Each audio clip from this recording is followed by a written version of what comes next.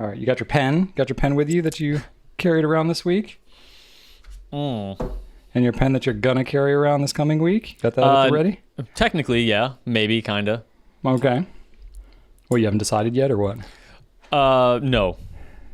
I'm just gonna grab whatever's in the library. Oh, okay, fair enough. Cool. Well, for what it's worth, well, we'll talk about it soon. Anyway, let's get to it, shall we?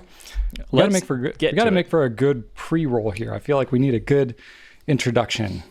Well, if we need a good introduction, why don't we just talk about how I just complimented you about saying that you've looked worse? How do you feel about that?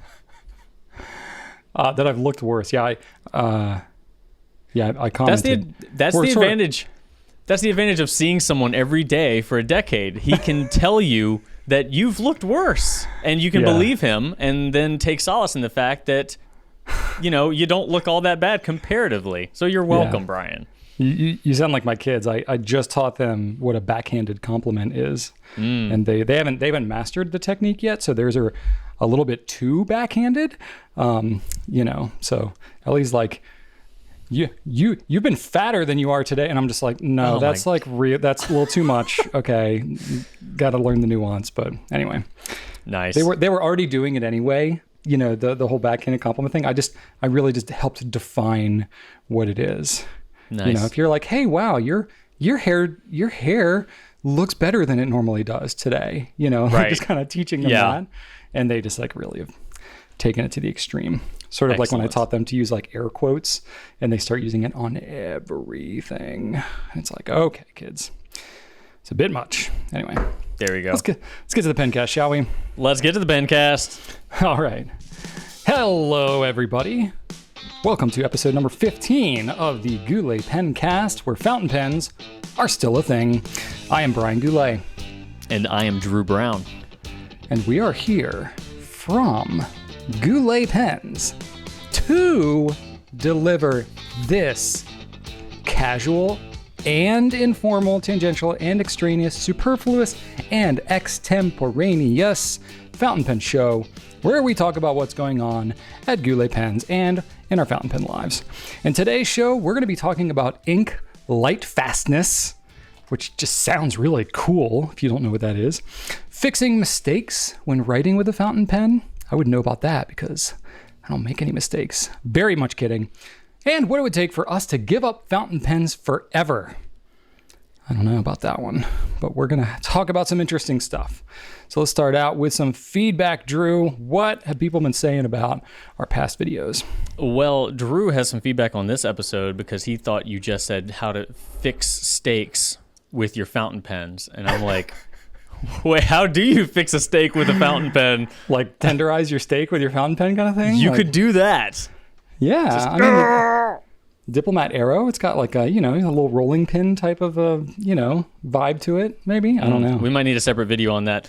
Well, kicking off our feedback, Joe from YouTube replied to episode 11 where you, Brian, outed me in front of the public about how I've never seen a Seinfeld episode. And I've seen them probably in like a doctor's office or something. Like, it has come my way. But anyway, you mentioned that, so Joe decided that his reply to that would be simply no soup for Drew, which I do get that reference because Drew rhymes with you. So Joe, haha, well done, sir. Well done, sir.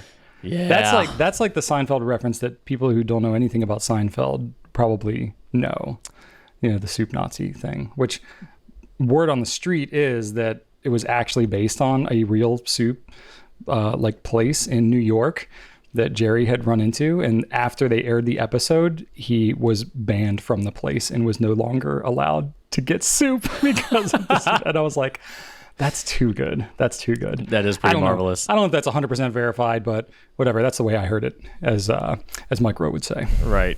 Awesome. And then Lynn from YouTube comes back with another good comment in response to the fact that we had said previously in response to the YouTube intro video, we mentioned that like there was just a ton of really, really nice comments on there, and that we were really fortunate to have such a kind, un-YouTube-like YouTube audience. Yeah. Lynn did not think that was okay, so he decided to say, "You guys suck.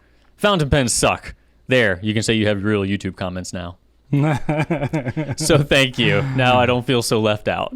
I mean, that was probably meant as a joke, but it's not that far off from the... Oh, it was definitely meant for a joke. The level of thought that usually goes into the hate comments on YouTube. Oh, yeah. No, it was definitely a joke. Lynn was at the DC show. He's a good guy. Nice. That's awesome. All right. And then Susan on YouTube, in response to one of our videos, I'm not sure which one this is, but she says, lick a tissue. Cue Drew's I'm not sure about that face. Basically, you said something about licking a tissue to make a fountain pen write better, and I made a face because why would you lick a tissue? And Susan found that entertaining. She says, you never know what Mr. Goulet will say and how Drew will react. Priceless. Thanks for the videos. See, that's really funny because a lot of times, obviously when Drew and I are sitting next to each other in like a normal scenario, I'm trying to look at the camera or I'm looking at him. And when we're together for a long time, we don't want to be just staring at each other the whole time because then you're just looking at the sides of our faces and it feels like you're not in the conversation. You're just like watching us have a conversation. So we try to like really engage and look, which is, if I got to be honest, it's a little weird because we're not actually looking at like your face, which would be great, but you guys are behind a, monitor or a TV or a phone or whatever. We're just looking into a camera lens. So we have to kind of intentionally ignore the faces that are actually in the room. Like Drew, he's down on a little screen right here now, like kind of to my left next to my notes. And then I have like my monitor with my face in it.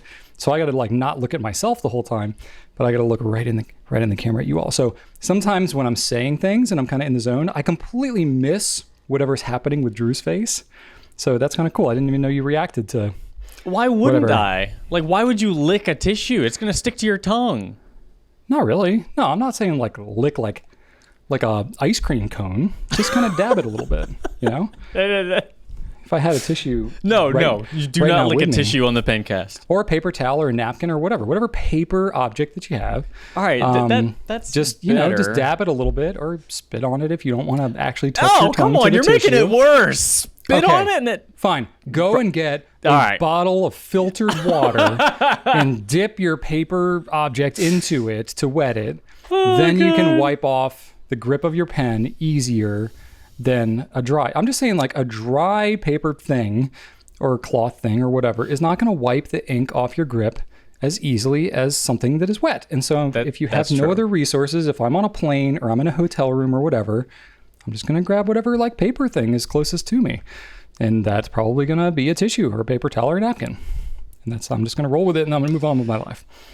And if Drew's going to give me a face about it, then that's just icing on the cake as far as I'm concerned. Oh my God. Well, I'm glad that my pain is amusing to you, Susan.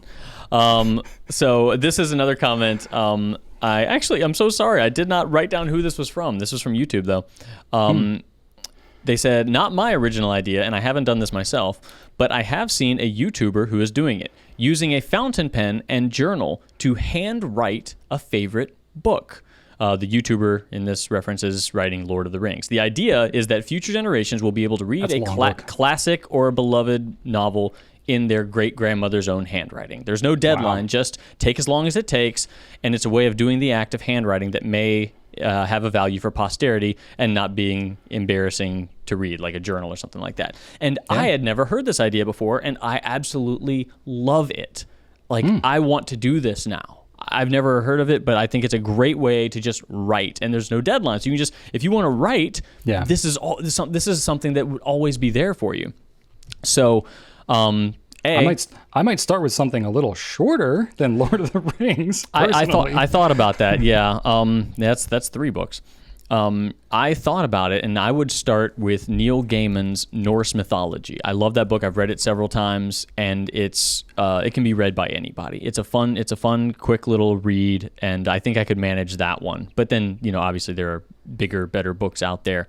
But I'd love to know what you would do, viewing public. What book would you choose to write? Or maybe you have, begun this expedition on your own. What are you writing? Brian, what would you pick? And it cannot be a book about leadership principles. Oh, I was going to say like one of my kids' like children books or something that has a lot of pictures and very few words, maybe. Like Dog Cop. Why can't it be a leadership book? Why you gotta handcuff me like that? You're so lame.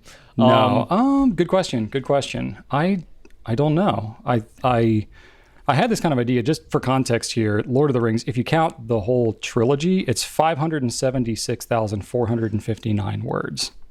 That is a lot of words. Yeah. Fellowship of the Ring is 187,000 and change. Jeez. Two Towers, 156,000 and change, and 137,000 and change for the Return of the Ring. Any one of those. King. What did I say? Ring. Oh, Return of the King. Whoops. I mean, technically, the whole trilogy is about the Return of the Ring. Yeah. But, so sure. you're not wrong. Return of the King. Yeah, spoke too fast. Have you read any of there you those? go. No, of course you haven't. Have you seen the movies? Nope. Oh, Brian. I know.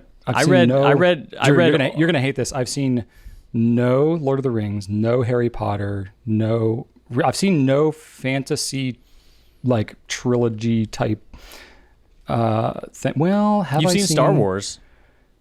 Oh, that's true. But is that fantasy or is that sci-fi? Where my expectations are for you and movie watching, I will give you some points for that because they are very low.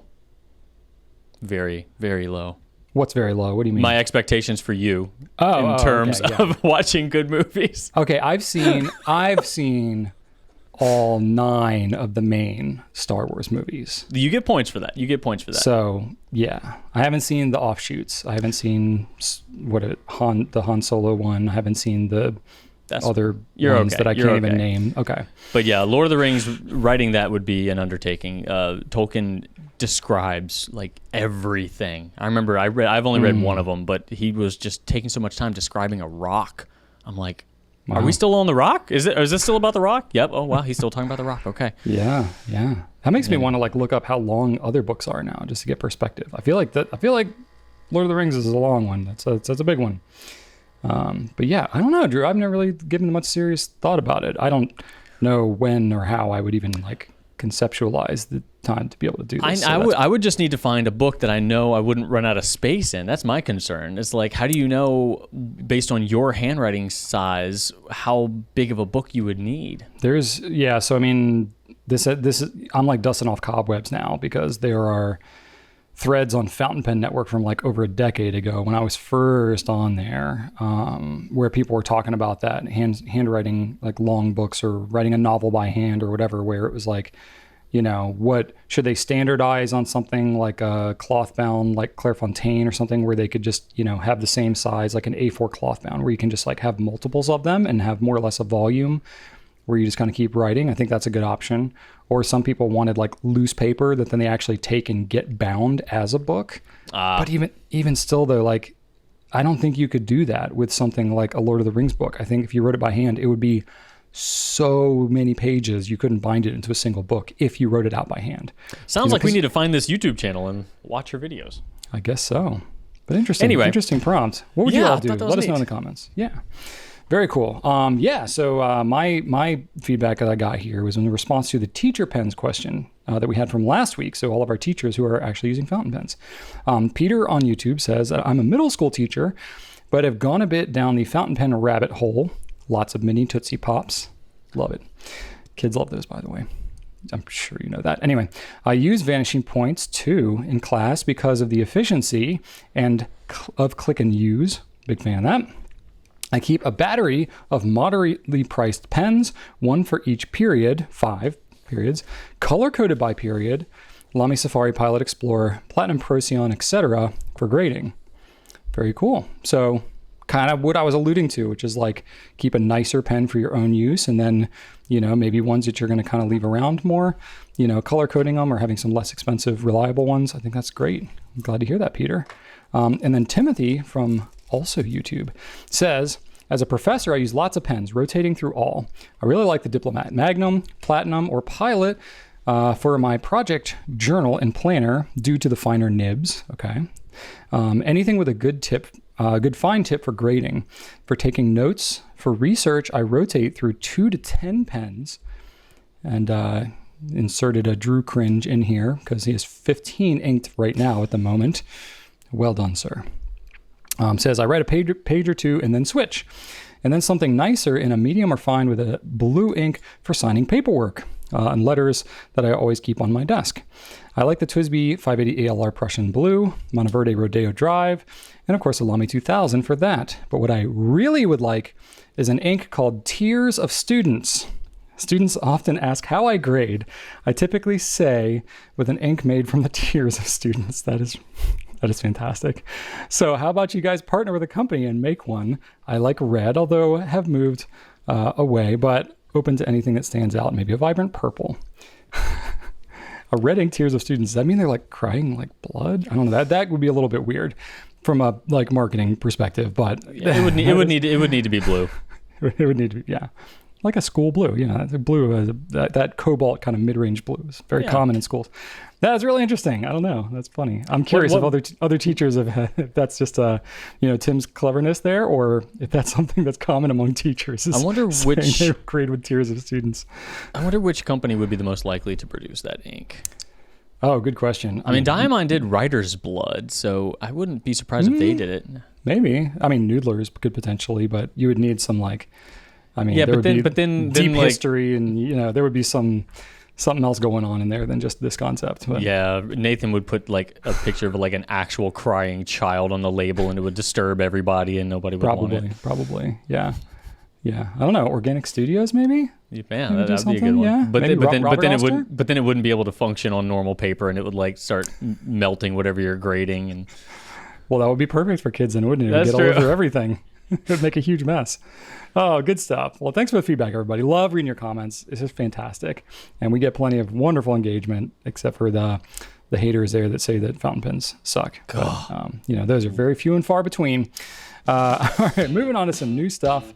We do have some new things that are coming in. One of which is the Lamy Dialogue CC.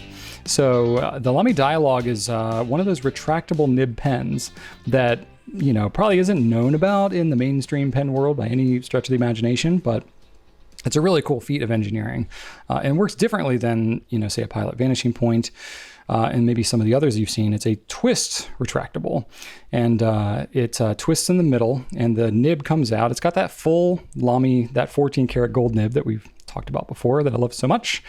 So this basically, but it's kind of long. It's like kind of a hot dog shaped looking pen. Comes in a couple different colors, but it is really, really cool. But they are coming out with the CC version, which is basically, it's a shorter version of it, which is pretty cool. So, and they got a couple nice colors. They got a white, and then they got a blue with rose gold trim, which of course I like the most. So very interesting. So it's in like the mid 300 range as far as price goes. So it's not, by any means a cheap pen, but it's well made, and it's got a good balance to it.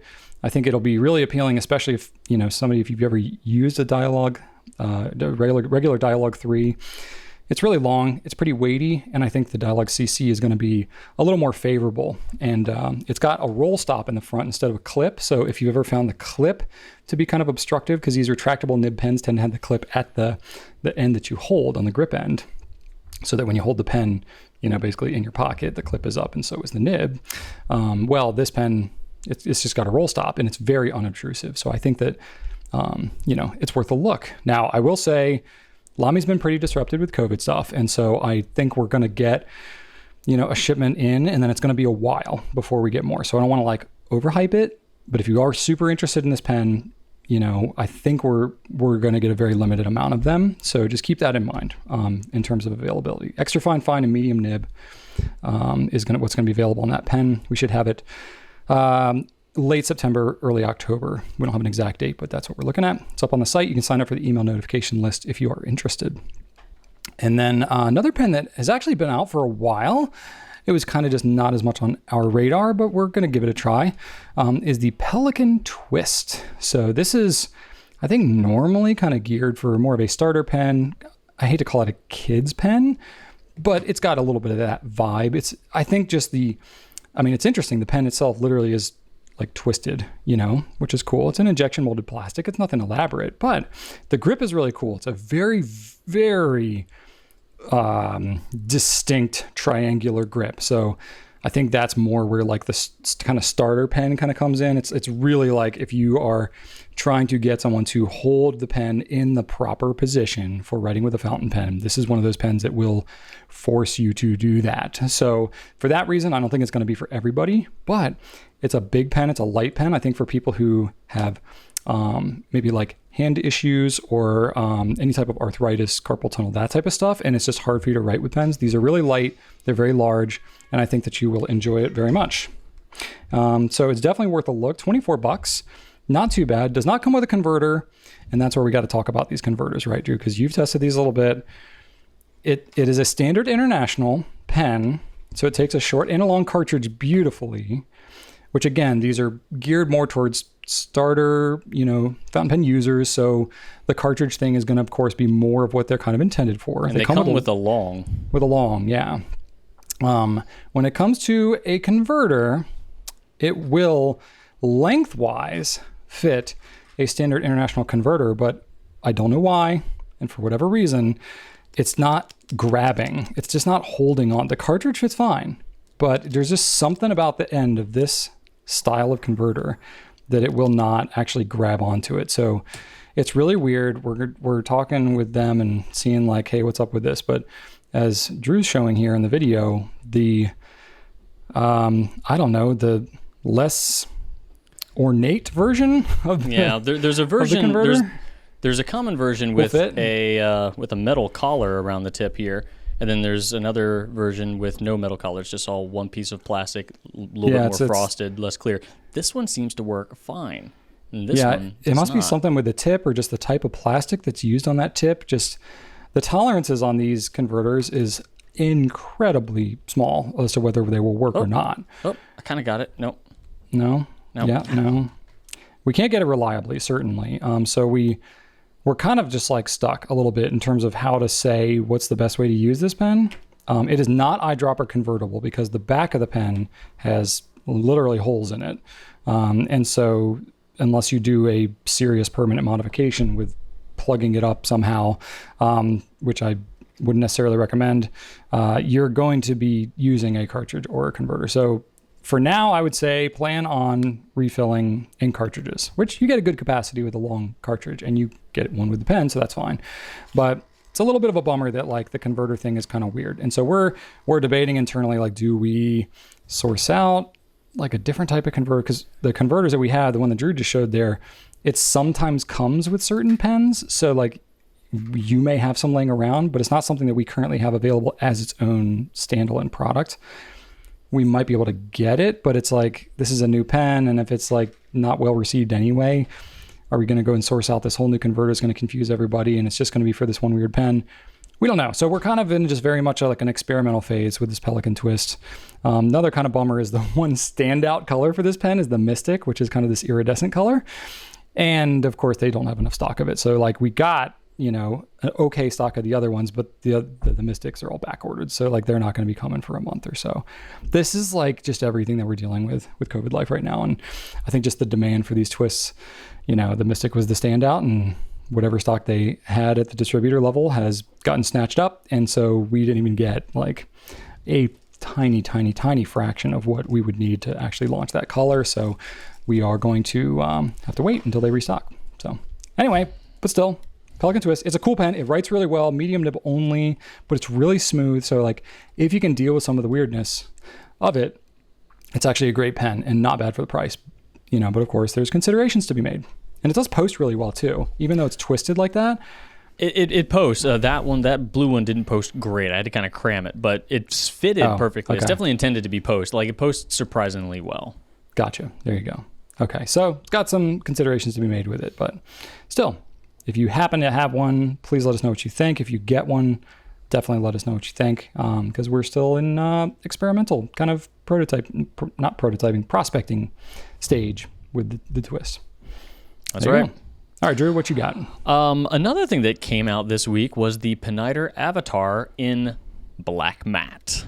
And the previous versions of the Avatar have all been a little more, not ornate, but they've all had something going on. There hasn't been just kind of like a plain one. So they've had demonstrators more recently, but the black matte is a first for that line, and it looks really nice. It's completely blacked out from head to toe, head being the nib, I guess. So the nib is also blacked out. It looks really, really good. And yeah, everything has a nice matte black trim. So if that's your thing, if you thought that the previous iterations of the Avatar were just a little bit too ostentatious for you, then this might be your thing. There you go. Cool. All right. Let's move on to some Q&A, shall we? All right. So we are going to... Got a nice meaty one right off the bat here. Yes, yes. I need a pillow because we're going to enter into deep dive territory with this one. So whomever John is via email, thanks. Anyway, John was asking a question about light fastness, as Brian teased at the beginning of this episode. John says, I purchased some of your items from your company recently, I purchased some of your items from your company recently, which in turn made me think of a great review/video idea. So, I wrote a note and affixed it to my front door. It was written on Rhodium notepad paper with my new Lamy LX ruthenium fountain pen and the included blue ink cartridge. The note is getting direct sunlight. Oh, no, sorry. The note is not getting direct sunlight, but I was mystified by the color fading in the few weeks it's been on the door.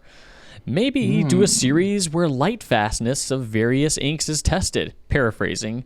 Oh, sorry. Yeah, that's my notes there. It was a very long email, but he went on. There's some paraphrasing going on. While your testing is exemplary, light fastness seems to be ignored by the fountain pen review community, and there's a niche there waiting to be filled. Yes. Oh, there is a dive to be deeped here, Drew. Let me tell you. So this is really interesting because I did do some deep diving on this nearly a decade ago. And every now and then this issue would kind of pop up and I would just kind of resurface the deep dives of old. And so I was really curious because it had kind of been a while since I really heard much about this particular topic. So there's several things I could dive into here, but really there's some great information already out there. And I wanted to kind of just touch on this. So just in general, in terms of light fastness, in case you're not familiar with what that term means, I feel like I should just kind of give the baseline here. You're basically talking about how well will an ink hold up to sunlight or to UV exposure. You know, light fast means will it not fade with exposure to sunlight or to UV in general, right? So in the context here, John posted something on a door which had not direct sunlight, but clearly some kind of sunlight exposure, and the ink color faded. So what's up with that? How do we know if an ink is gonna do that, etc.? So it's the kind of thing that I can say after more than a decade of answering questions and getting feedback from people about this. It's not something that everybody's super concerned about. It falls into something that's really more of a specialized case for how people are using their fountain pen ink. And so that's really more where we've addressed it before in the past. It's not unlike when people are looking for waterproofness or some other kinds of archivability or some other interesting aspect, unique aspect to an ink that may come up about a little bit. You know, how well does something mix? How well does something, wash if you are coloring over it with water or something like that? It falls into somewhat more of this like artistic realm. So I'll at least point to the collaboration that I did back in 2012 with an urban sketcher named Jamie Grossman. Hudson Valley Sketches is the name of the blog post that we collaborated together. I didn't actually do the tests, but Jamie had done a bunch of tests and essentially got in contact with me. I provided a whole bunch of, basically samples of all these different inks that had some degree of light fastness, in them or permanence to them, that I remember that. Yeah. It was a while ago, but, and Jamie did these tests for like 3 months, 5 months and reported back and has pictures and everything of the kind of before and after. So it's a great blog post. We'll put a link to it in the YouTube channel. So I highly recommend you check it out, but you can just go check out Hudson Valley Sketches and look for light fastness and stuff like that. So Jamie did a lot of that work. So from Jamie's tests, the inks that fared the best after 5 months in direct sunlight was Noodler's Black, Noodler's Black Water Race, which is like the whiteboard ink, the wet whiteboard ink. That one held up surprisingly well. Noodler's Kung Ta Cheng, Noodler's Lorraine Mauve, Platinum Carbon Black, Platinum Pigmented Blue, Sailor Nano Black, and Sailor Blue Black. So that makes sense. The Platinums and the Sailors, those are pigmented inks, and I'll get to those in a second. One that Jamie said was a noticeable color shift, but still held up surprisingly well, was Noodler's Heart of Darkness, Polar Black, X Feather, these are all Noodler's inks, Lexington Gray, Bad Blue Heron, Luxury Blue, and Polar Blue. And basically all of these have some degree of, whether called bulletproof or eternal or something like, there's some degree of permanence, that's advertised with these inks, not necessarily light fastness in and of itself per se with all these inks, but these are the ones that were tested. There were a bunch of other inks that were also tested that did not fare so well. And Jamie gets into that in the blog post, but I'm just not going to cover all these different colors. So the thing I'll say is that the vast majority, if not all, fountain pen inks are dye-based, right? And dyes basically just don't hold up so great to UV exposure as a whole.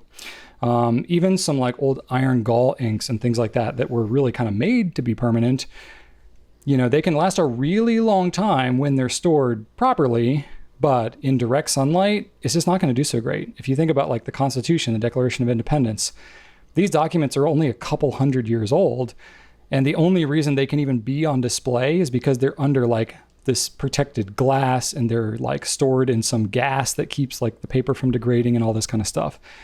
Basically, it's just not the right medium for archivability with displaying with UV exposure, because UV is just really powerful and really harmful to everything it touches. It's radiation. That's literally what you're talking about.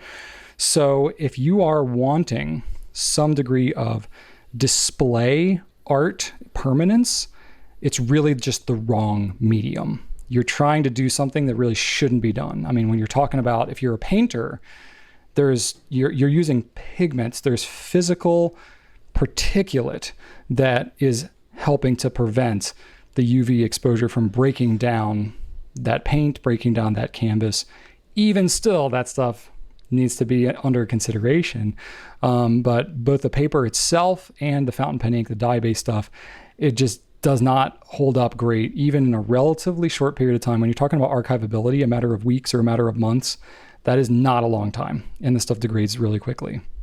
When you're talking like art grade pigment inks, like, oil-based inks and stuff like that, you're talking like 50, 100, hundreds of years where you don't have degradation, and those are only like particular specially made like kind of paints and stuff like that. And it's just a whole different category of colorant than what you have in fountain pen ink. Because the ones that fare well, like those pigmented inks, the reason they do well is because they have a particulate in there that is going to keep it from happening. So those will hold up pretty okay. That would be my safest bet. But even still, then the paper is going to be an issue over a long period of time. So I wouldn't, that there's like a heavy caveat that needs to have with the whole thing. So that right there, with John's suggestion of like, we should do a bunch of tests and this and kind of advertise. I'm like, well, none of the manufacturers really advertise light fastness because frankly, they shouldn't, because it's not the right medium. And it's kind of a niche thing that people are interested in. To do the tests takes freaking forever, and then even still, it's all going to degrade. Like, I just know that there's nothing, we can have varying degrees of this one won't be quite as bad as your average one, but it's still going to degrade over a certain period of time. So it's a kind of thing that's like really tough for us to really test for this kind of specific use. So I've always touted, if you want something for archivability, you can have that, but you're going to need to use, a permanent ink of some kind, as pH neutral as possible. Use pH neutral acid-free paper and basically store it out of sunlight. Keep it in a notebook that's closed, store it in a cool, dry, dark place to make it last as long as possible. Minimize moisture exposure, minimize extreme temperatures, especially heat. if you want that thing to last as long as possible. And it will last a really long time if you do all of that. But if you have something on display hanging up in your house or hanging up somewhere, it's just not going to last years and decades, no matter what you do, no matter what ink you use, pretty much, because that's not what it's for. The thing I will say is there have been some inks that have come out since those original tests, like the Diatramentis document inks. Those did not exist at that time. I do not know how those fare. So there may be people out there that have done tests since then. Nobody that I've been directly affiliated with, so I don't have a specific source to point you to, but I'm sure you could do some searching if you wanted to see how those hold up. But that is pretty much where we're at right now. So I would say, look for a different medium. If you're just looking for something less bad, go with something that is a darker permanent ink. Blacks tend to do the best because they're going to be the darkest, most saturated. A pigmented ink is definitely going to be the best. The blues, like the Lamy blue that John was talking about here, they actually tend to do pretty bad. Most blue dyes in general tend to be pretty weak, and they will fade the worst. That's why he was seeing, even in non-direct sunlight after a couple of weeks, was seeing the color start to fade a little bit. Which, funny enough, years ago, Lamy blue ink used to be, the blue black used to be iron gall. They changed that 8 years ago or so. So now it's just a regular ink. But the regular Lamy cartridge blue ink, it's not going to hold up in direct sunlight. Nor do they advertise that it will. So I would be challenged to go through all that testing and then advertise anything about it, because basically none of it's going to be what people would want if they were specifically searching for it for that purpose. So I'm curious, what are y'all's thoughts? If y'all have any desire to know this attribute for how you use your ink, if you have any resources that you've relied upon. I've found that the ones who really care the most about this are the urban sketchers, watercolor artists, people that are using it for artwork. They're the ones who really have done these tests and, care the most about this kind of thing. And that's just not your typical use case for fountain pen ink. And so it's that's not, the bulk of who we cater to in our store. So it might be more confusing to even have that information on our site for the majority of our customers. So I'm curious if this is something, maybe, every few years I like to bring it up and ask, and is this something that really matters to you all? Because it's going to take a ton of work and the result's going to be, I don't know. But we're always open to feedback, and just wanted to give you that information and then see what you all think about it. And now Drew can wake up and I can ask him a question. Does that matter to you at all, Drew? Is this any factor that ever crosses your mind when using an ink? No, God, not at all. Properties do not matter at all to me. I just want it to look pretty. Yeah, I think that's pretty much I don't write anything to keep. I don't keep any of my writing. I mean, I'm working on a journal right now, but the times I've referenced it's more or less a memory journal than a reference journal. Yeah, fair enough. Cool. All right. Next question. This is from Souza.Jesse on Instagram. Pens or ink you would like to exist? For example, Lamy 2000 in dark lilac. So we get to daydream a little bit here, Drew. Yeah, when I saw this, the immediate first thing I thought of was a dark lilac 2000. Obviously, that's brilliant. I want one of those, please, and thank you. And of course, if I think about the dark lilac at all, I think of the petrol, because petrol Lamy 2000 would also look really good. And I always put a green black in my inks, like El Lawrence, but pretty soon I think I'm going to put diamond green black in here. So that would actually be perfect for me, because that's always been kind of the color theme that I've paired with my 2000 for whatever reason. But and then of course I'm thinking about 2000s that I want, and I thought a micarta 2000 would be amazing. Oh God, yeah, that would be so super cool. So anyway, getting out, but then I'm okay, what about Safari? So I just kept on this Lamy kick as soon as I saw this question, and I was well, the dark lilac, the petrol Safari, the charcoal, those have that kind of that textured matte look. A brown one of those would be really cool. They have done that as a regional exclusive. I know they had that one with the teddy bear on there, but that one wasn't the one. That one wasn't textured though, was it? Mm-hmm. Yeah, that one was everything that you're looking for. Yeah. Oh, with the teddy bear. Yeah, it was for a specific branded thing. Forgive me for not knowing the details on it. It wasn't anything available in the US.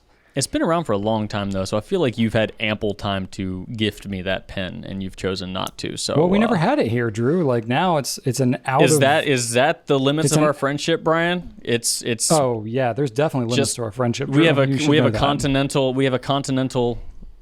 That's where it stops right there. As soon as the ocean hits, it's like this is as much as I'm willing to do. As soon as I'm inconvenienced, that's where our friendship ends. There's like I'm not going out of my way. Well, you know that's not true. I have given you some really cool pens. You have, but not that one. Yeah, no, not that one. Very cool. And then finally, I thought that a custom 74 or a Sailor Pro Gear. So any like really iconic Japanese pen, but with an American manufactured resin, like something that either Sean Newton or Jonathan Brooks could come up with, like a nice swirly poured resin, but in the shape of an iconic Japanese staple. I think that would be amazing. It was line friends. That's what it was. That was the thing. Yeah, it came. Cool. It's a brown. Just click add to cart. Actually, the pen itself doesn't have a bear on it. It came with like a little bear that was like separate from the pen. So. I thought it was one of those like little like rubbery things that just slid onto the clip, kind of like that Pikachu. Yeah. And it also came with like a separate bear that maybe is like a pen stand or something. Yeah. Yeah, interesting. Well, there's some around. They're not crazy. I mean, it's like $130. I don't know for a Safari, but if I sold all of my Safaris, I could get one. What about you? Yeah, there's some on eBay. Let's see here. I'm just kind of like poking around now. Oh, that's not even it. That's the Minions one, which is also kind of cool. Yeah, $130. That seems to be kind of the going rate. 130, 140. This one's 80. I've seen worse. I've seen worse. Yeah. Yeah. I mean, if anybody would pay, you'd pay 80 for a retro rollerball. Why not a Safari? Fair enough. What about you? What sort of things popped into your brain when you heard this question? I had the same reaction that you had. As soon as I saw your notes in here about the 2000, I just immediately thought of 2000s. I would love to have a clear demo 2000 to see like all the parts inside and see the ink sloshing around. That would be really cool. Because it's a little bit mysterious what's going on in there. But I would love to see a clear 2000. It'll never happen, but it'd be cool. Or going with the 2000 kick, I think going with like a G10, like that cool like material they have for like knife handles, that would be cool. Or like a volcanic resin like you have in the Homo sapiens, or an ebonite, or something with like a really cool, kind of textured kind of feel to it, something with a little grab. That would be really awesome. I'll be honest, it was so open-ended, I like just kind of froze. I didn't have a lot of great ideas. I only thought of like pens that already exist that I was like, oh, they'd be cool in this color. I think because I'm just like mentally tapped out and I just had no creativity left in me. But I would love to have a custom 823 that is like a blue demo like the custom 74. So, I love the 823, but if there were more color options of that, or like a dark teal, custom 823 with rhodium trim, that would be pretty sweet. So I would definitely be into that. Once again, brown's all you need. Just saying. I don't know about that. Just saying. I don't know. Technically, that's amber. So I don't know that that's... I don't know if that counts. All right. What? Amber is like an orangey brown, all right? What part of this says orangey brown to you? None. Zero. There's not amber. And also, the finial and the grip section, 100% brown. Thank you very much. That is true. So what pen, okay, Drew, going off of that, what would you name that 823? What color, if amber is not the most appropriate color, what should that be? Brilliant brown. Oh my gosh. That might be trademarked by Pelican. Just for you, buddy. You. Made of precious resin. Yes. Just for you. Precious brilliant brown. There you go. Oh my gosh. Okay. I've been called that several times. Yes. All right. Okay, transparent brown or something. I don't know. Anyway. Next up. Moving on. All right. Vince says, hi, I feel this question would be great for Brian and Drew to answer during a future Pencast. Well, here we are, agree. Vince. In a limited and numbered edition release, which number would you choose? Does the number have a special meaning? Well, for me, I always look for 84 or 1984 because it was the best year ever. There's a lot of great humans that were made that year. Yeah, that's right, at least two. I do have an 84 on my cake versus pie pen because cake is better than pie. Yes, you do. I have a 1984. Who set that one aside for you specifically, Drew? Who made sure that you got that one? I don't know, some jabroni. Who did you just criticize about not going out of their way to get you special pen things? You know who else helped me out? Actually, I think you might have actually dug through and found that number, and I was just like, "Oh, good, you got it." Okay, I might have. It's kind of a collaborative effort there. And then Matthew Morse and Catherine, who worked on the Bump in the Night retro, without even asking, they got me number 184. So that's another version of 1984. And then I have a Monteverde Innova, and that's 1984 as well. Nice. I might have a couple more. I definitely do seek out. It's hard to get the full 1984 because first of all, there have to be at least 1984 pens made. Yeah. And then when you have that many pens made, it's hard to nail down that specific number because it's one out of, close to 2,000 or more. So depending on where it's coming from and where it's going, you may not even be able to get that number because who knows where it went. Because little point of fact here, when you get these limited edition numbers, if it's a retailer exclusive, like we are buying the whole lot of them, well, yeah, then we have all the numbers. But usually with limited editions, we don't know what we're getting. We don't have any control over it. We just kind of get, and it's not even like it comes in the same block. Especially when you're talking fountain pens, you have different nib sizes in there. So when the manufacturers actually assemble the pens, say it's just for the ease of rounding, let's say it's 100 pens. Let's say they have extra fine, medium, and broad. They may go 1 through 25 is extra fine, 26 through 50 is fine, and then medium and broad and so on. So you may want a specific number, or we may want a specific number, but it might be the wrong nib size. And depending on the pen, we may not be able to swap it out, et cetera, et cetera, et cetera. So it does get very difficult to cherry pick specific numbers. And it depends a lot on the manufacturer and the name and all that kind of stuff. So anyway, but Drew always finds a way to try to get his 84 in there in some fashion. So now let me ask you, Drew, say you have, 500 pens available. Would you be happy with like 384 or 484? Or would it have to be 84? 384 would be my birth month and year. So yeah, I would happily do 384. Oh, okay. 284. How do you feel about that? Or 180. 184, you'd be happy with that because you're just missing the 9. Exactly. I mean, honestly, anything with 84. But I have like the Innova, I knew we had 1984, and that may have contributed to my actually purchasing the pen. So is that the reason you bought the pen? Is because it had those numbers? It's not the reason. The affordability. I mean, the pen was a steal. That's part of the reason. Yeah, it was part of the reason. Yeah. It went in. Nice. You would think I'm of the two of us, I definitely have jumped more sharks on the pen collecting side of things. That's a bad analogy. It's not really appropriate, but I've gone deeper into the pen collecting side of things, which makes sense, right? But I definitely have some specific numbers, and I'm kind of like anybody else. Like having a low number is always cool. I like having round numbers. So, if there's, 100 pens, having number 100 is cool.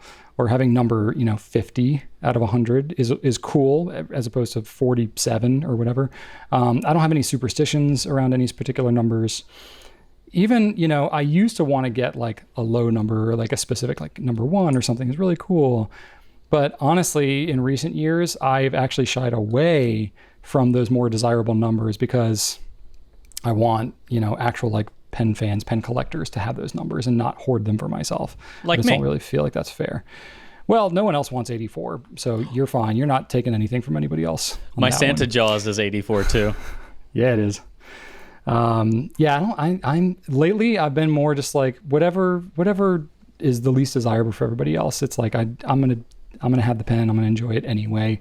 The number is not as particular for me. Though I will say, this is a little secret kind of side note thing. Most of the pens, like for example, you've got some Retro 51s there.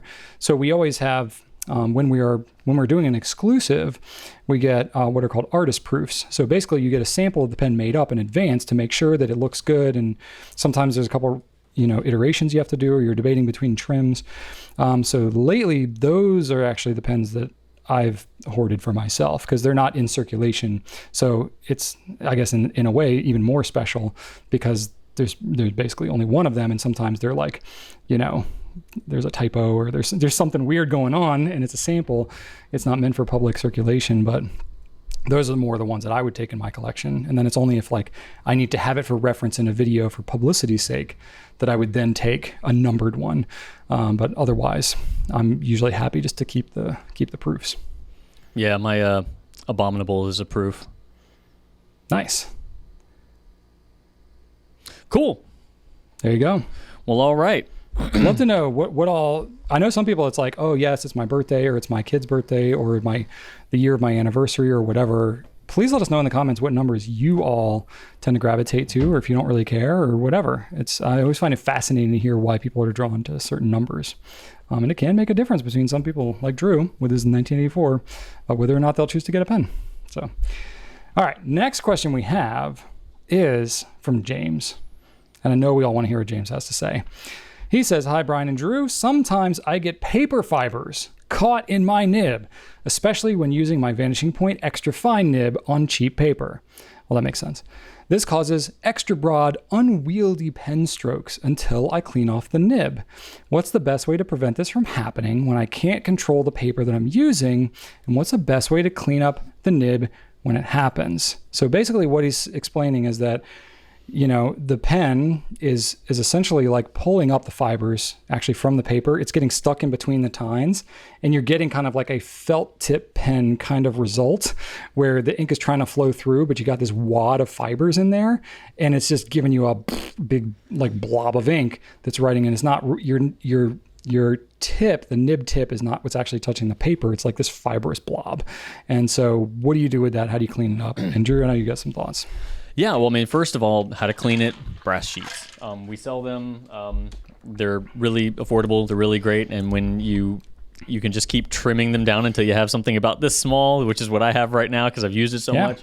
But they really do last for a long time. And they are meant to floss your tines. So usually I recommend going in from the back of the nib so you don't risk scratching up the finish on the face of the nib. But you just go in, pull out. It's just like flossing your teeth. You can remove any sort of particles that get mixed up in between your tines there. So definitely clean using that. It's not a bad idea.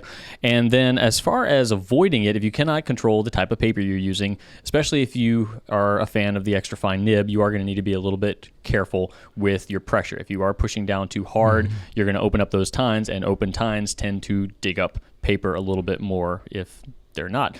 And if your alignment is off too, if one tine is lower than the other, on really, really soft paper, you might not notice a difference. On paper that grabs a little bit more, you're going to feel that. So if you notice that it's more digging into your paper left to right or right to left, that's a good sign that your tines are out of alignment, and you're going to want to bring one of those down to match the other. So, if your nib is tuned properly, you shouldn't need to be pushing down a lot. And if you're not pushing down, then if your pen is as it should be, alignment-wise, it shouldn't really be digging into any paper unless you're writing on like papyrus or something like that. A pen that's well-tuned and you're not pushing down on it shouldn't be digging up anything. Yeah. It can be tough when there's really extra fine nibs, and that Vanishing Point one gets pretty darn fine. It does. What I find personally, I tend to use too much pressure with a really, really fine nib because I'm trying to make it be a broader nib than it's meant to be. You know what I mean? So it's like when it's really, really extra fine, it shouldn't take any pressure to write properly. It's not going to feel smooth. Like you only have so much surface area with these really fine nibs. Some of these might be 0.1, 0.2 millimeters. So it's really not much contact that it's making with the paper, and it's gonna have some feedback to it. I personally tend to love broader nibs that are smoother and that type of thing. So when I write with a really fine nib, I need to slow down. I need to just enjoy the experience of that feedback that comes naturally with a really fine nib, especially if the paper is not super smooth. So I would maybe experiment. If you can't control the paper, maybe experiment. Like Drew said, be very conscious of your writing pressure. Lighten up on the pressure. Maybe play with the pen angle a little bit too. The steeper the pen, the scratchier it's going to feel, especially with an extra fine nib like that. So try lowering your pen angle a little bit. That might help. And then try your ink too. Maybe if you have an ink that flows just a little bit wetter, it'll be more satisfying to you and you'll lighten up on your own pressure. So you might need to hack your own self a little bit, playing around with some different options there. And then the other little thing that Drew basically covered a lot of great stuff. The other thing I would say is watch out for the rotation of the pen in your hand. With something like a vanishing point, it's pretty distinctive. You got that clip that's right there, so you can pretty much tell that that clip is in line with the nib, and you're not likely to over-rotate that one, but sort of like when Drew was talking about having the nib kind of misaligned or maybe like one of the tines kind of dragging. If the pen is over-rotated in your hand, one direction or the other, that can put more pressure on one tine than the other. And then if you think about the writing feedback, the toothiness of whatever that nib is, if your pen is over-rotated, you basically then only have one tine making contact with the paper, which is essentially going to cut your writing pad, your writing surface in half. So that already really fine nib is going to feel even toothier, and then when it's angled like that, you can then write with more pressure. It digs up the paper. It's kind of scoops it right in there. So watch out for the rotation too. You got a lot of little tweaks and things and stuff that you can play around with in doing this without having to change, physical things like, different nib sizes and things like that. Lastly, I'll say maybe you should try a fine nib and it wouldn't pull up that paper so much. If you just exhaust every other resource, since this is one where you can get a spare nib unit, or maybe you have another vanishing point, you can swap it out. If you try a fine nib on it, maybe that actually gives you a better, consistent, more end result, and you don't have to jump through all these extra hoops to get your extra fine. The fine is also quite fine, so that could also be an option for you. One thing that I always find myself doing when I switch between a medium or an extra fine is I change the size of my letters. I always write much more small with an extra fine, and a lot of that is because if I do big swooping strokes like I would if I was writing with a medium or a broad, just because I kind of have to, if you don't want the ink to kind of smush together, if you want your E's to be open and not just kind of like lumpy, weird messes, you do need to write a little bit bigger, right? But if I wrote that same way with an extra fine, I feel like the tactile feeling is going to be a little bit scratchy. So I always do, decrease the size of my letters a lot, and that seems to help me as far as it feeling scratchy or not. I wrote down lumpy, weird messes as a potential title for this video, Drew. That's a lot of my writing. All my writing is lumpy, weird messes. No letter looks the same. Anyway. I'm wildly inconsistent myself as well. Yeah. But awesome. Anyway, we've got another question here from Kimberly on YouTube. She says, "Hi." Hello, Kimberly. Hello. A few months ago, I started using fountain pens for journaling. Yay! Woo. I write as fast as I think, usually causing mistakes. My question is, what do you do when correcting writing mistakes? Just scratch it out and move on? Is there such a thing as fountain pen friendly whiteout? I usually just use whiteout tape, but the extra fine nib of my Eco doesn't work well with it. Thanks. This is a great question.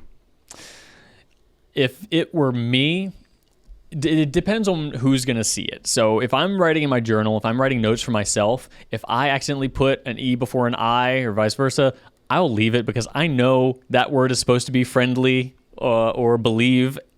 I'm not going to worry about it. I'd rather it be wrong than look bad, personally. But if it's for somebody else, if I'm writing a letter, if it's toward the beginning of the letter, I'll scratch it and move on. But if it's like toward the end, I'm like, I'm not going to redo this thing.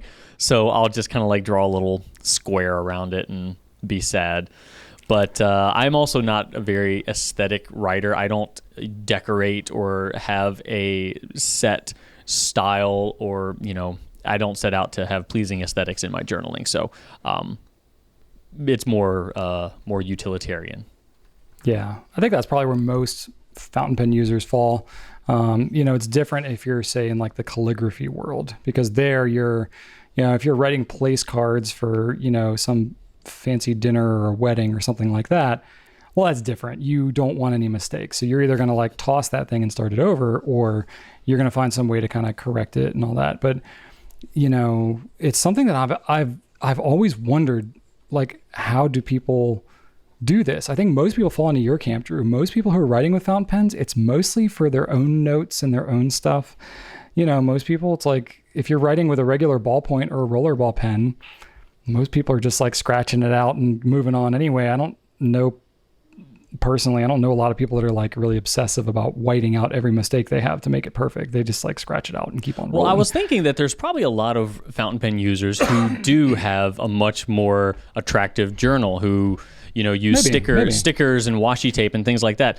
Sure. I can imagine having those tools at your disposal would also give you a more creative way to kind of cover up some of those things, or make them happy little mistakes. Like, oh look, here's a Pikachu sticker now right there at the end of my sentence. Who knows why it's there, but it's Pikachu, so who cares? That's right. That's what I would do. If I had a lot of like fun stickers and stuff like that, I would find a way to just say, okay, you know what? Going to make a happy little tree out of this, and Bob Ross my mistake into something more attractive. There you go.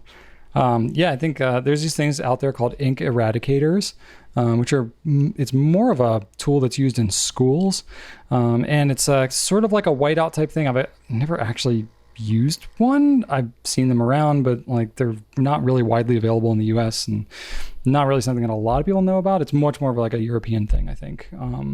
Please, if you have experience with ink eradicators, post in the comments, because I would love to learn more. But they're basically kind of like a whiteoutish kind of marker, and then it has I guess it's sort of like a felt tip sort of thing that is basically like a royal blue color to write back over whatever the mistake was. The idea being that if you're using like a royal blue or something, which is kind of the standard for fountain pen colors in schools, especially in Europe, that this ink eradicator would be a way to correct that mistake that would then kind of match or like mask it. It's not a fountain pen per se, but it's sort of a tool that can then, make it more of a seamless, cover up. And then you can keep on writing with your fountain pen and it looks a little more transitional, I guess. I guess you could do the same thing with whiteout, or with, like a whiteout tape or something like that, and just use a blue felt tip or whatever felt tip marker that kind of closer matches your whatever ink color that you're using. But I personally am not aware of like a super great option for a whiteout type of thing that will accept fountain pen ink, mainly because, whiteout's going to be it's like a paste. It's like a glue. It's kind of impermeable. It's not really meant to absorb, because if it did, it would like absorb the ink that it's trying to cover up, and it would not do its job. It's meant to basically be kind of like paint that you're putting over top of it. And then anything you try and write over top, you're not going to be able to use the same, kind of water-based ink and have it, perform. So I think that's why this ink eradicator thing kind of exists. Whatever the heck kind of solvent-based, liquid that they have in that eradicator is meant to, kind of stick onto whatever that whiteout type stuff is. So again, there's no like great option I've had. I think there's like some of the whiteout like tapes that you can get, like the things are a little more like paper based instead of just like the pasty kind of glue like whiteout, like the traditional whiteout you think of. I think some of the tapes do okay, maybe a little better with fountain pen ink, but I can't recall off the top of my head like one specific brand or type or thing that does great. So anyway, that could be an option, something to explore. I personally just scratch it out and just keep on going. Again, like Drew, most of my notes are for myself, or if they're going to somebody else, I just take a different approach to it. I think, like I could easily send a text or type something or whatever and have it look perfect. Like it's actually the flaws that show that I, as a human, wrote this letter. You know what I mean? So for when I'm trying to send a message to someone else or write a note, I mean, of course, if it's terrible and I say something really off base or offensive or completely just awful, that doesn't happen a lot. But, usually it's like, I drop my pen and like it kind of splatters ink on it, or I often it's I spell things wrong, like you said, to receive, marriage, all these words that I just mix up, the I and the A and the E and all that kind of thing. I can't remember it. And so I'll often mix that up. Or if I'm writing in cursive, if I'm writing the word community, I'll have like 17 humps in the middle there because like the M and the U and the N and all that. I'm just like, cross something, dot something, and move on to the next word. But I don't sweat it too much. So when I receive a letter, I actually love the most when somebody does like what you described, Drew, where you make a mistake, you point it out and like put some kind of comment like "doh" or whoops, or have like a little picture of a person that's like jumping off of it, or playing with it a little bit, like, hey, I'm human, but here's my personality coming out in my mistake. That to me just like brings a smile to my face more than anything else. Of course, if you see like beautiful handwriting in this nice letter, I'm like, wow, that's really impressive. That stands out for sure. But in terms of like personal correspondence, I really appreciate when people inject that personality into it. So I don't ever judge anybody for having a lot of mistakes, because I have a lot of my own and I just let them fly. Well said. Cool. All right, Drew, we have a hypothetical, I think maybe for the first time, that neither of us has come up with. This is a hypothetical that was proposed by Joey89 on YouTube. And I'll let you ask mine, because we technically have two different ones that are in the same vein. So Joey wants Brian to discuss if he had to give up one of the following: puzzles, which include Connects and Lego, as well as Rubik's Cubes, or fountain pens. Which would you give up and why? Okay. Well, I have actually all of these things all over my desk as we're shooting here. Not because I'm shooting it. It's just stuff that's like landed here. Can I make up an imaginary... Can I make up an imaginary boundary that Joey89 did not give us? Sure. I got this one. If we could not... just the ones within reach. Oh, and then this one. This is one of my favorites right here. What on earth? Yeah. These are just the puzzles that I have within arm's reach. 4 of them. Yeah. Oh my God. And I have my Lego Technics Dom's charger right here that I showed a couple pen casts ago that hasn't moved. It's chilling right here. So I literally have all these things within arm's reach. So I'm going to put some rails on this, because if we gave up fountain pens altogether, neither of us would have a career. If Brian didn't do fountain pens, literally it would put like, maybe like 24 people out of a job. That kind of swayed it for me a little bit. Well, maybe not immediately. I would just have to fake it for a while. We would have to create some version of the Pencast that would just piece together old footage of me, because I've got thousands of videos out there.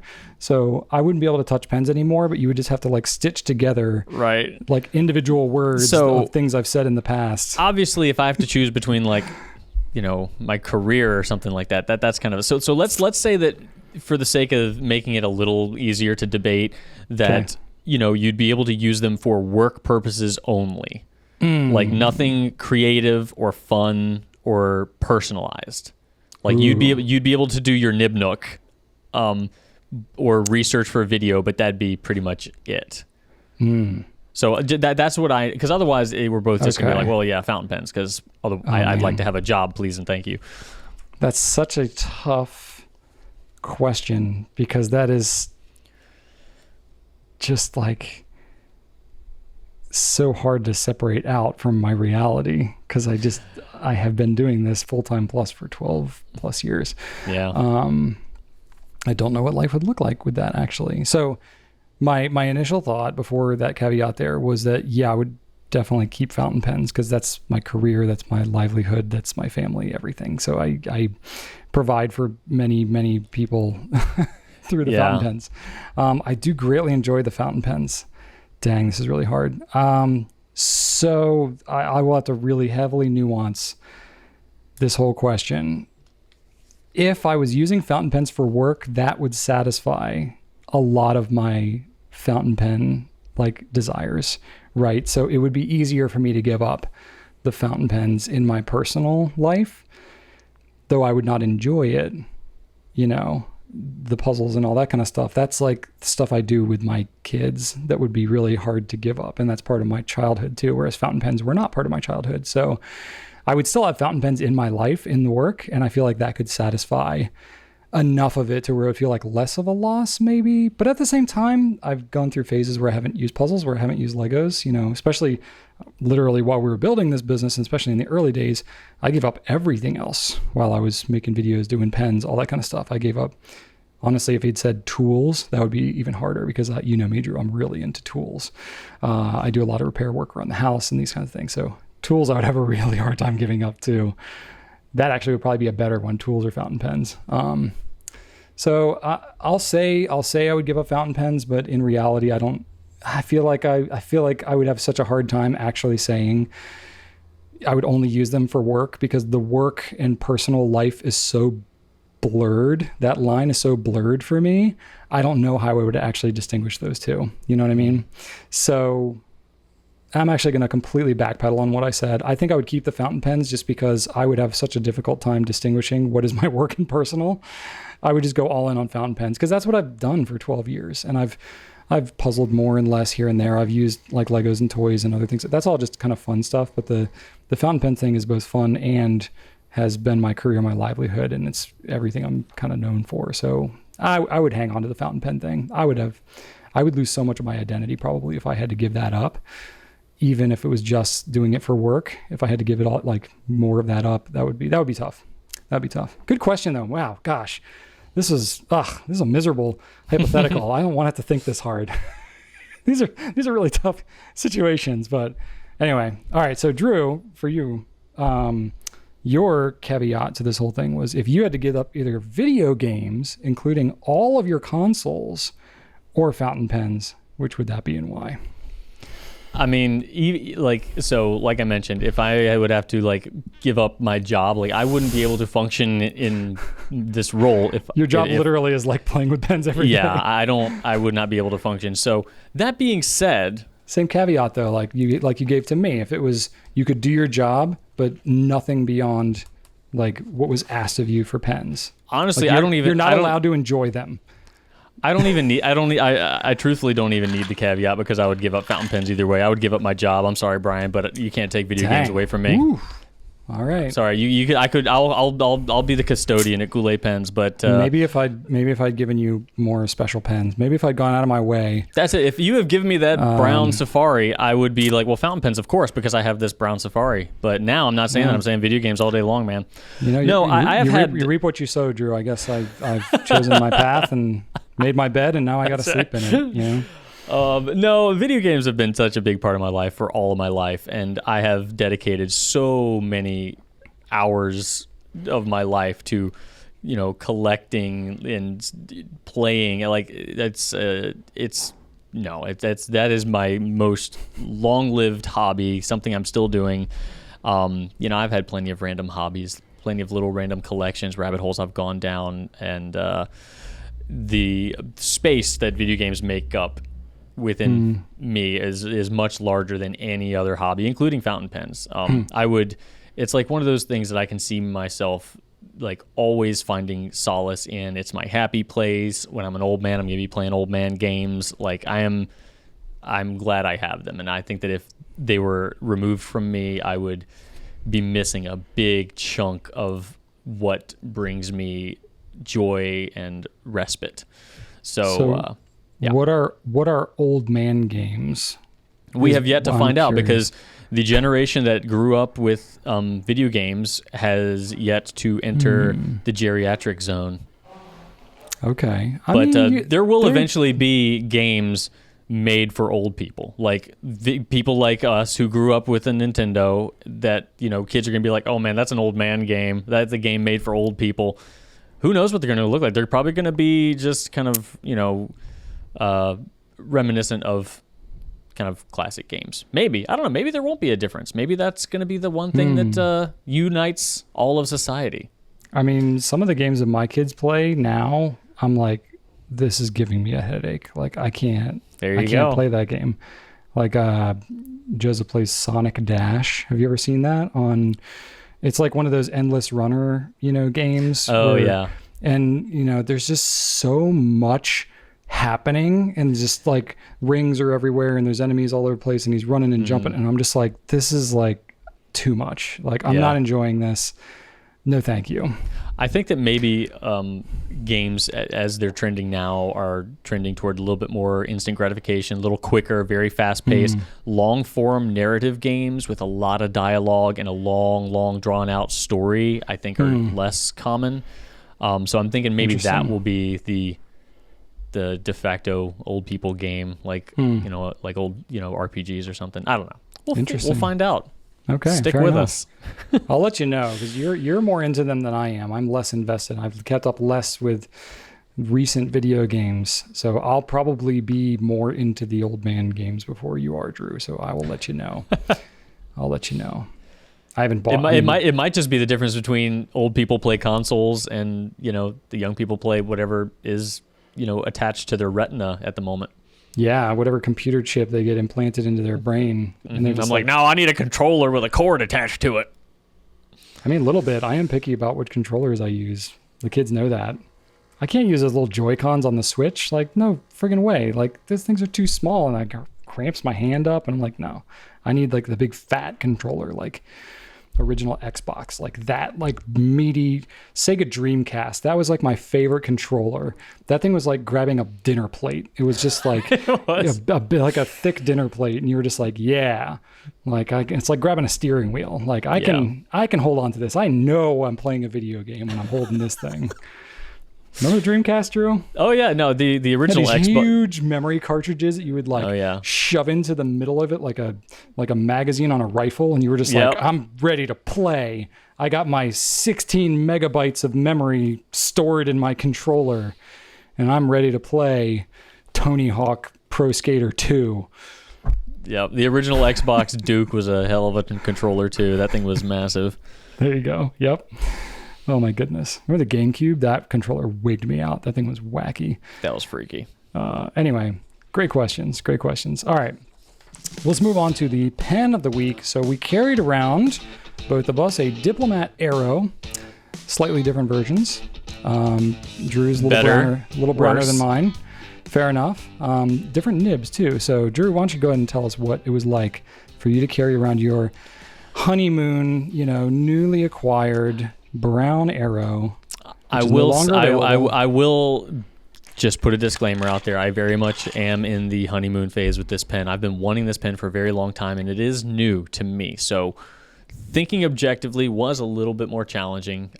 It's hard to critique this pen because it has been sought after for me for quite some time. But it is a fine nib. I inked it up using Noodler's Beaver. It is a great pairing with this pen. It is a rich brown, but not too dark. It does still have a little bit of shading to it. Obviously, It was a delight.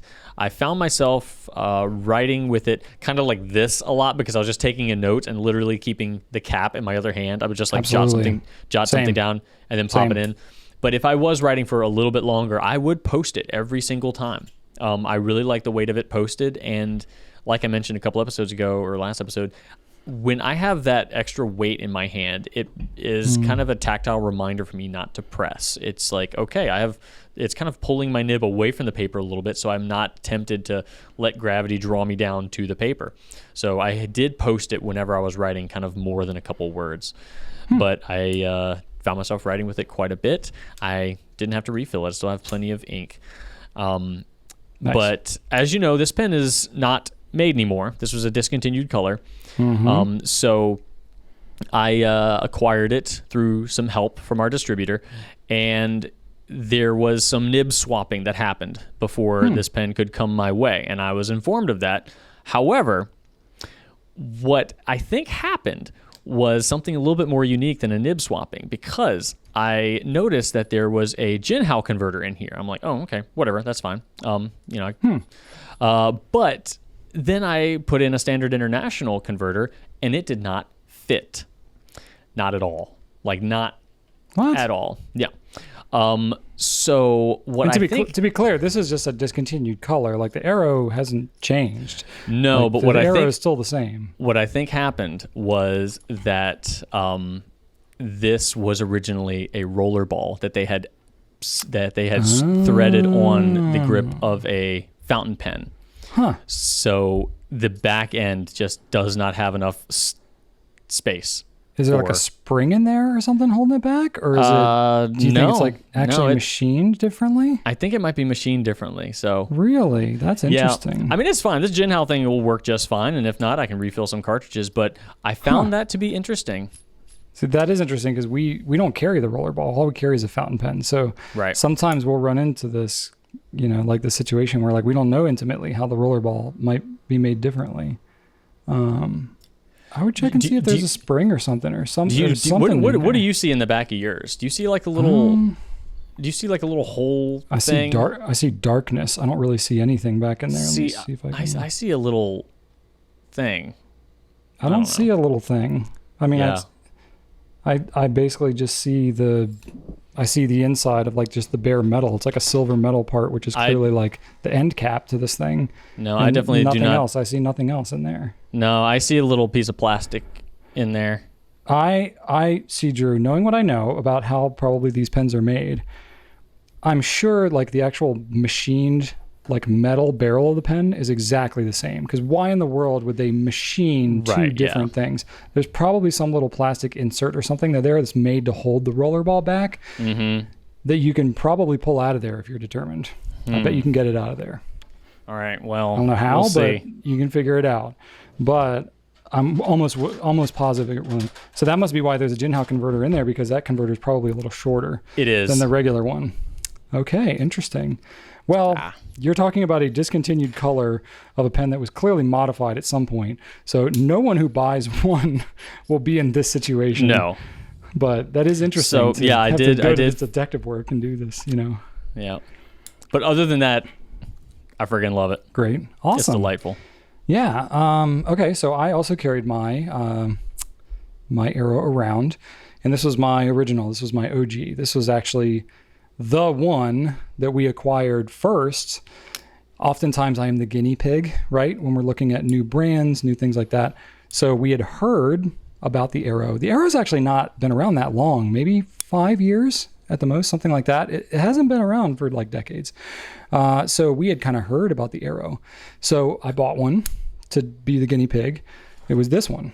And it was like, oh my gosh, yes, of course. I get why people love this pen.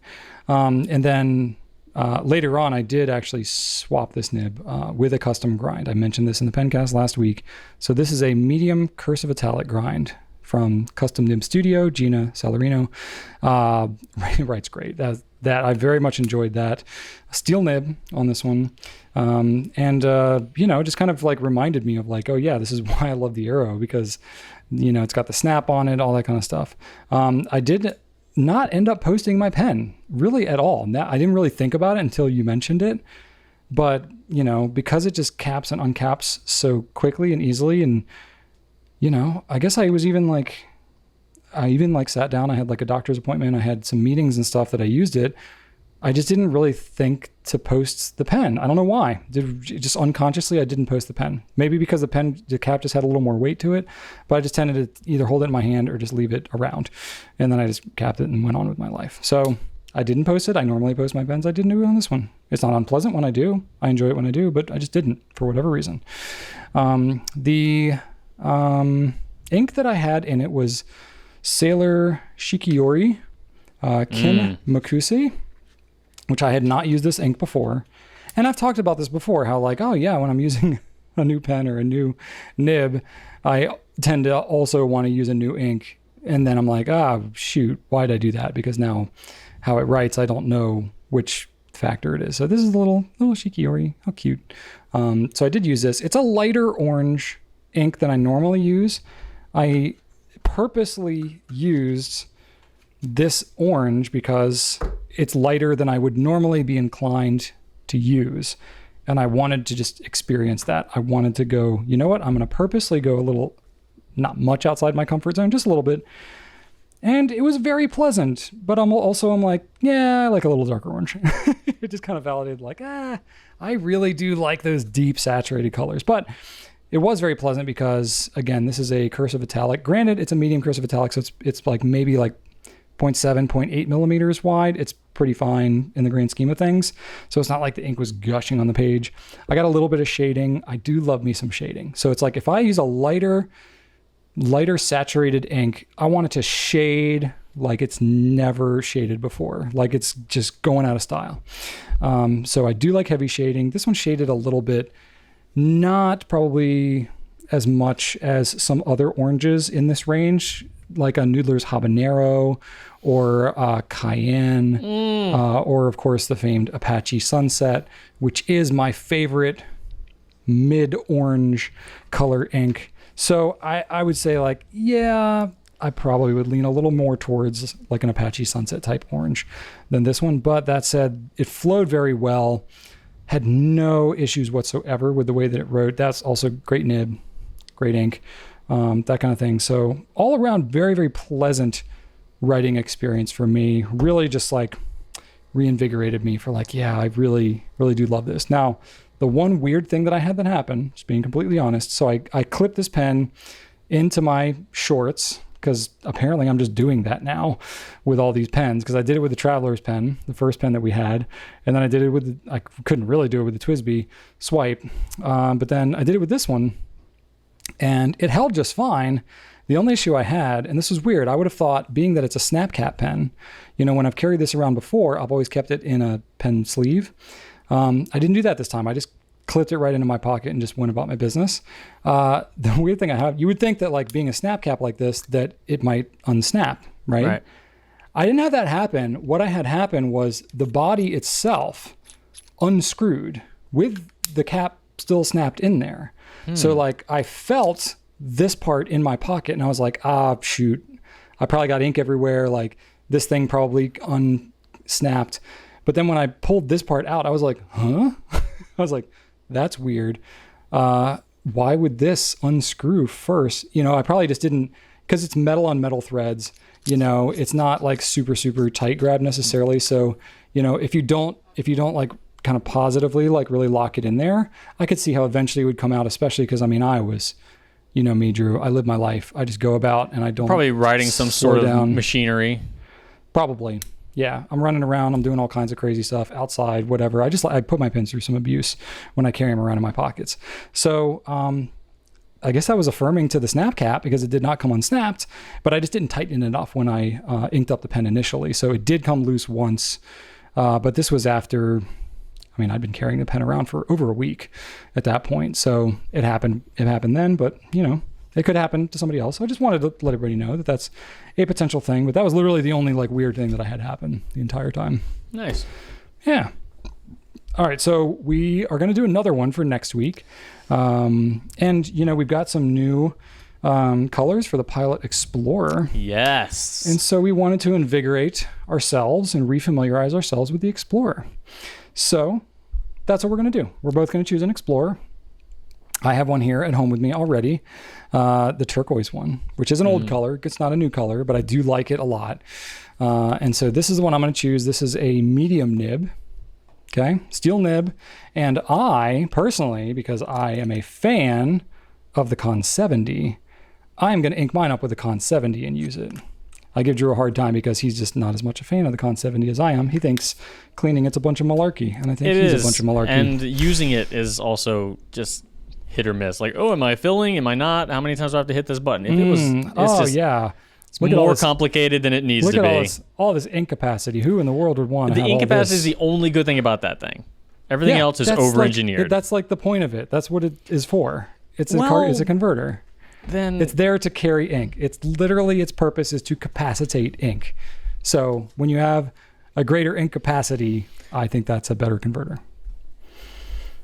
Not as steadfast rule, of course. It's as effective as an empty Pilot cartridge. Whoa. I will be using the included Con B converter, and I don't know which color I'm going to pick, but we'll see. Yeah, I think I might actually pick what ink I'm going to use first, and then pick what color I want after that. Or not. Okay. I might see if there's one laying around here that I can use. But I've literally got them all right here. So. Oh yeah, you got the new ones? Is that all the new ones right there? Yeah, I've got all of them. Yeah, they're still in the boxes because I was going to do a video on them, but we're sold out of the gray. So I'm like, I'd like to do the video, but I don't want to do. I've got all the colors but one. So I'm like, you should clearly carry the gray one around because you'll be like the coolest guy on the block. having the pen that nobody else can get. We might have it pulled for photo. I don't know. We'll see. We'll have to check. Fair enough. Cool. All right. So Pilot Explorer, just choose a different nib than a medium, just so that we can mix that up a little bit. I will use a fine. Great. All right. You can also eyedropper convert it too. That's another option if you don't want to go with. Ooh, maybe I should test that so I can see if you're wrong about that. I've tested it before and I know that I'm right. So you can test it if you want. All you will be doing is proving how right I am. So maybe I will put it in there and then see if I can blow air through it enough to spray ink out the side, because there is a little plastic nubbin on this thing, Brian. Okay. So it's not all one piece. Okay, fair enough. So you're living dangerously there, in my opinion. Fair enough. If you want to prove me wrong, either way I'm going to win, because either I'm going to be right or you're going to end up blowing ink all over yourself. And I'll get to take pleasure in that either way. And then I'll just blame you for having done something wrong and still stick to my guns. Fair enough. Sound like a plan? Yeah, that sounds great. All right. So as we get towards the end here, Drew, let's talk a little bit about kind of what's happening in our lives. You have things happening. I had a few things happening. My wife has been doing a little, local musical, so she finally had that open up. So I got to see her do her thing, and that's always, I always am very, very, very proud of her, and always just very, very terrified about how much I could not do something like that. I could not even effectively play my toy accordion on the Pencast, Brian. So I get up there and I see her on stage singing and acting. I'm like, how in the world do people do that and not just be petrified and terrified? If any of you remember that when Drew played his toy accordion here, as soon as we finished the recording, he played it flawlessly for me immediately after the camera was off. Yeah, it was pretty impressive. I am not a person who can perform in front of people, even a camera. I can't do it. So when Shannon gets up there and does that, I'm just like, hey girl, you got this. So that was cool to see. Always a pleasure. I'm going to go see her again this weekend. And I've been continuing to work on my son Archer's Halloween costume, which I am wiring lights to his chest armor and onto his palm guards. So I've successfully wired everything. Everything lights up, and now I just need to, cover up the wiring, make sure I've got shrink stuff on all of the connections and solder points so that he doesn't get electrocuted while he's at school. So I was gonna say, are you gonna need to carry around a fire extinguisher as you go trick or treating or something?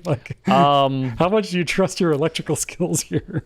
He'll be fine. He'll be fine. He's a resourceful kid. Fair enough. No, it's good. It's good. I'm getting better at soldering. Nice. Good practice. It's good to have a project things like electrical work and soldering and all that. You can't just practice that and do it for fun. You pretty much have to invent a project to do that on. Yeah. My father-in-law got into model trains. He does N-scale model train building. And there's a ton of electrical stuff involved with that. And it was the same kind of thing. He just loves geeking out and soldering resistors and blah, blah, blah, all that kind of stuff. So, but it's kind of thing that unless you're actively working on that, I don't know how you would practice it really, but pretty cool. Respect. I did try researching about some resistors, and it got too mathematical for me. So I just ditched the LED lights that I had for LED light strips that had resistors in the strip itself. So I was like, I bought resistors. I'm like, all right, too many numbers. I can't. Let me just scrap this and go the easy route. I can't. Numbers and math just. So Drew, I did find my limit. I was once a resistor salesman, technically. At Radio Shack? I worked at Radio Shack, yeah. And we would get people that would come in and they would need resistance and capacitors and all that kind of stuff. So I had to learn about the farads and the ohms and all that stuff, Actually, I just recently bought a multimeter and I'm reading through, because the one I have is really old and kind of broken. And I got some electrical junk. I'm putting some lights on my lawnmower because as we're getting into fall here, I'm finding that oh yeah, let me just wrap up my lawn mowing after dinner. Oh crap, it's dark now. Oh shoot, and so I'm what, lights on the lawnmower would be pretty helpful. Not to mow in the middle of the night, but just as I'm finishing out, because you get dirty, you get all dusty and mow. Well, you hate mowing the laundry, so you don't even want to do it. But with me, I'm mowing and you get grass and you get all stuff. So there's nothing worse when I have 10 minutes more of mowing to do. but I can't finish it out that day. And then it's like, okay, I got to do it the next day and I got to get all dirty all again and make it a whole thing. So I would rather just like finish it out and, have some lights on, but now I can do that. So I bought like some of that kind of stuff because I installed the lights and nice. It's the same kind of thing. It was just like, I have this multimeter and I'm like, gosh, there's so many things with this that it can do that I don't even know. Yeah. So I'm trying to read up on it and it's making me feel a little dumb. Maybe not dumb, ignorant. Feeling very ignorant on the electrical side. Yeah. Yeah, I know how to use one aspect of the multimeter and that's it. Yeah.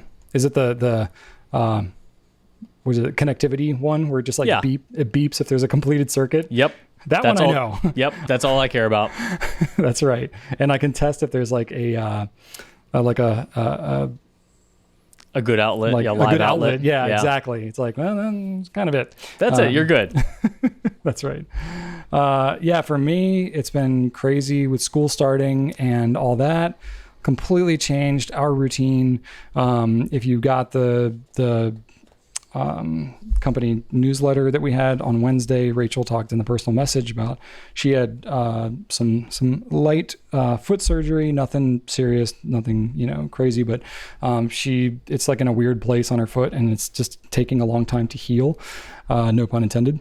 And it's just like the timing of it is just really weird, because she had to get stitches, she had to get them taken out, and then the doctor was like, yeah, you really need to like rest more, you shouldn't be walking around. So I was like, great, good thing we're not having to like drive our kids back and forth to school every day. So I've been driving the kids to school a lot this week and all that, and it's just taking all this extra time, and she feels terrible because she's sitting on the couch having to like have me go get her coffee and do all the dishes and cooking and all that kind of stuff. But it's like, she's healing and she can't like walk around or it's going to not heal as fast and it's going to take even longer. So it's like, no, you do your thing, dear, but it's just been like the personal life stuff has been crazy. I've had a lot of stuff with extended family and stuff going on I won't even get into. But it's been a lot. There's been a lot on the personal front lately that, it's all getting done, but my goodness, a lot of life happening. But yeah. And then just like rolling into the company updates here. We had some Pencast delays due to some technical issues, which hopefully we've worked most of those out. Mostly it's because we just talk too freaking much and our files are so big and we're trying to sling them around on the internet to get them to each other and to edit them together. And it just takes a really long time to sling around the files that are size that they are because we talk too much. So if we talked a lot less, it would be easier, but that's clearly not happening because we're over an hour and a half into this one already. But anyway, so that's been a thing. Thanks for your patience on that one. We sort of missed a week in there, but we're getting back on track now. I'm sure we'll have more disruptions in the future, but every week-ish is what we're shooting for anyway. And then just like in the office, it's just more like COVID stuff, keeping an eye on Delta variant and all that kind of stuff. I'm trying to read up more about it. Of course, in the US here, our president just came out with some, stuff about, companies with 100 or more employees having some vaccine mandate type stuff. We do not have more than 100 employees, so we are not mandated to do anything, but it's like sort of just like watching, observing what else is happening. And, most of our team is vaxxed anyway, so it won't like massively disrupt anything, but we're just keeping a close eye on all that stuff and reading lots of reports. And just like so much of my life as a business owner has been keeping tabs on all that stuff because I care about our team and I care about my family and safety and all these types of things is really important. It is just still just out there and alive and well. And so just being very conscious of all those impacts is ever present in our lives. So, it's stay vigilant, everybody. COVID's still out there and it's shifting and changing and all that. So keeping up with that has been a considerable amount of time, but that's been a big thing for our company. But thankfully got a good team, very unified, but it's clear that this is going to be something that's going to continue to disrupt not just our company, but the whole supply chain, shipping carriers, everything through the holidays this year. It's going to be a continuing 2021 into 2022 thing. That's pretty evident at this point. Cool. And that's really all I want to talk about that because I talk about this way too much every single day. So, let's close it out with Drew. What do you have on your desk that you want to? I actually have a lot on my desk. Like I mentioned, I've got all of these.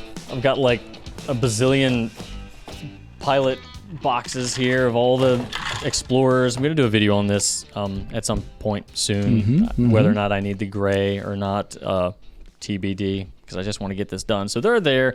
I've got a bunch of Pelican twists because I was playing around with these, because the whole converter fit issue thing is a thing. And when there's a thing that is confusing and weird, it comes to me. Hey, Drew. So something's going on, Drew. Help us figure it out. So I've been doing that. I've been testing with my pile of random converters here, and it's been fun. Nice. I also did some testing with the J.R. Bond inks, and I got to revisit some of the 1670 series, the really, really pretty ones with the sparkles and the shading and shimmering and whatever. And you know what? The Carub de Chypre, Carub de Chypre was actually...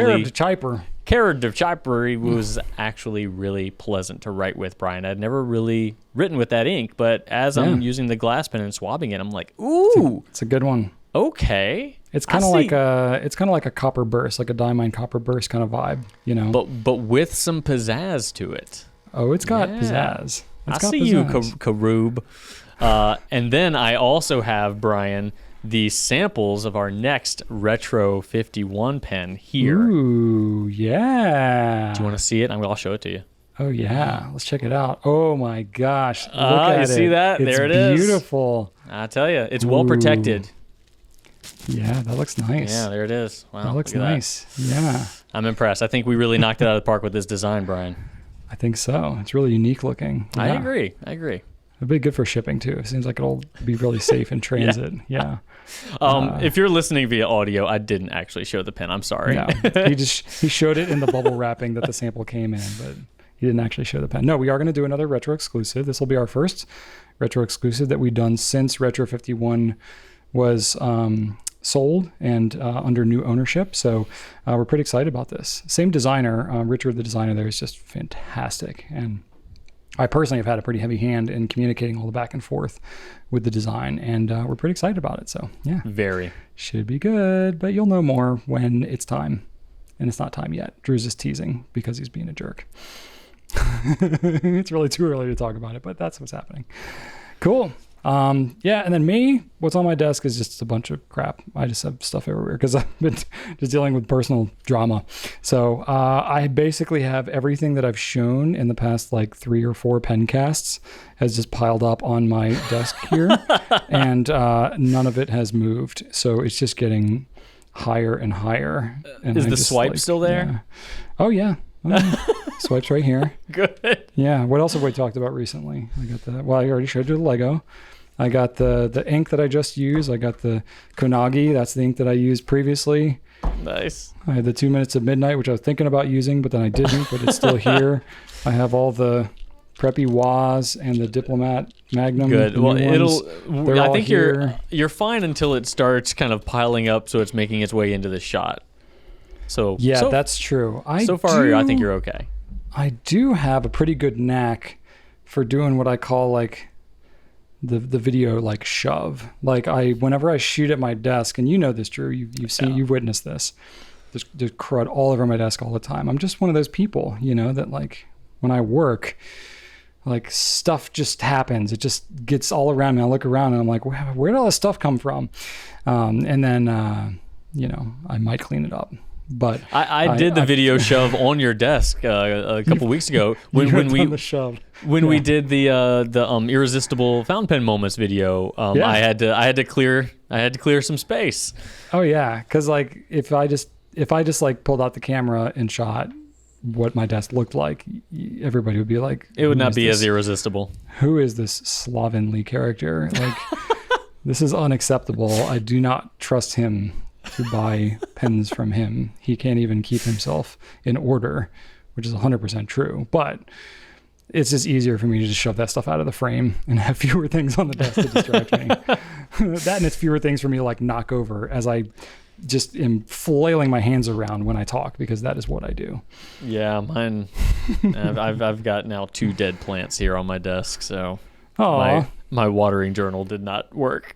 Oh, well, that's too bad. Yeah. I believe I have a succulent that I haven't watered since COVID started last year, and it's still over there on my desk, my front office in the house.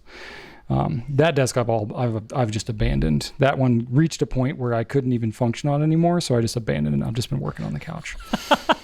It's bad. It's bad. Oh.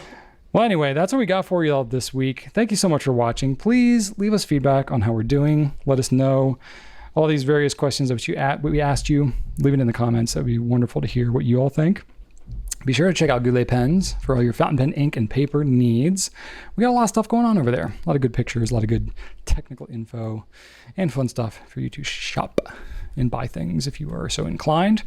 If you are listening to the audio version and you want to send us an email, our email is pencast@gouletpens.com.